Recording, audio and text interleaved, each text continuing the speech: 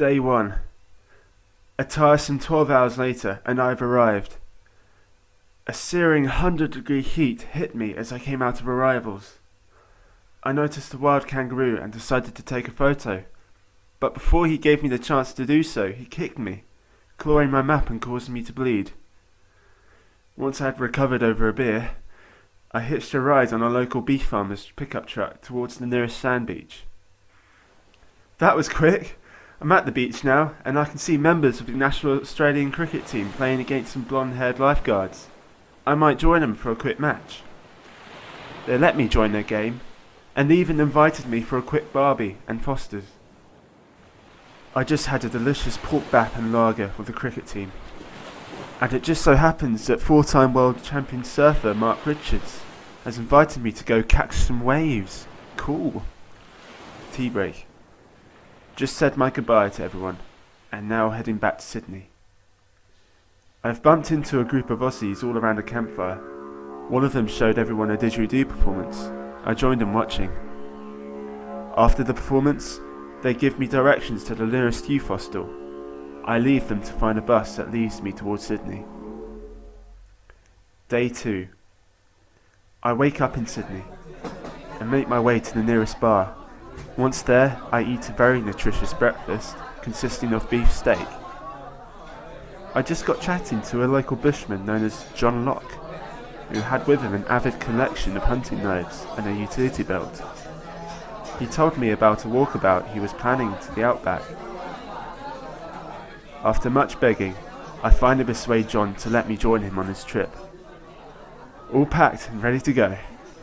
We left Sydney in a VW camper van, travelling across from the east to the far west. This shouldn't take too long. Day 3. 19 hours later, and we break down in the outback desert. Out of gas and water, we brought down to the road in hope of rescue. Ayers Rock is spotted. The sun is torching our bodies, and we've run out of sandwiches. If I'm dead and you're reading this, tell Hugh Jackman that I hate him. Turns out me and John passed out and were noticed by some passing cattle herders on horseback.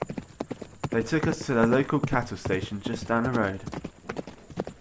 We arrive at the ranch and get given Foster's and a free barbie on the house. Just finished the meal. Now the cowboys are letting us join them in herding some cattle. Looks like it's getting dark, so we might leave the next day instead. Played a quick game of cricket. Now we're going to take part in a rodeo show. That was a bad idea. Ow. Since I've been up for at least 48 hours, seems appropriate to get some sleep. Good night. Day 4. Just woken up and had shrimps for breakfast, surprisingly. As a parting gift, me and John were given 2 horses to leave with. Heading back to Sydney across the desert, we stumbled upon a group of native aboriginals.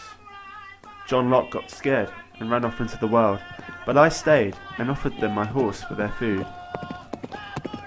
They did accept my offer, although to receive their hospitality I had to undergo a series of trials and tests to earn their trust. They have taught me how to speak their common tongue and how to play the didgeridoo. As a reward, they fed me a Tasmanian wallaby roasted on a spit. Then I had to learn how to hunt fish and dance to clapstick. Just been stripped of my clothing and smothered in white paint. I won't write about what they've tattooed on me. Just hunted my first koala bear. When will this ordeal be over? Day 5. I'm still alive, and now accepted as a member of their tribe. The chief has offered 3 daughters of my choosing to marry, but I declined politely as I had a plane to catch. I said my goodbyes through song and left them on a horse back to Sydney. Barely awake but breathing, I make it to the airport in time. Phew.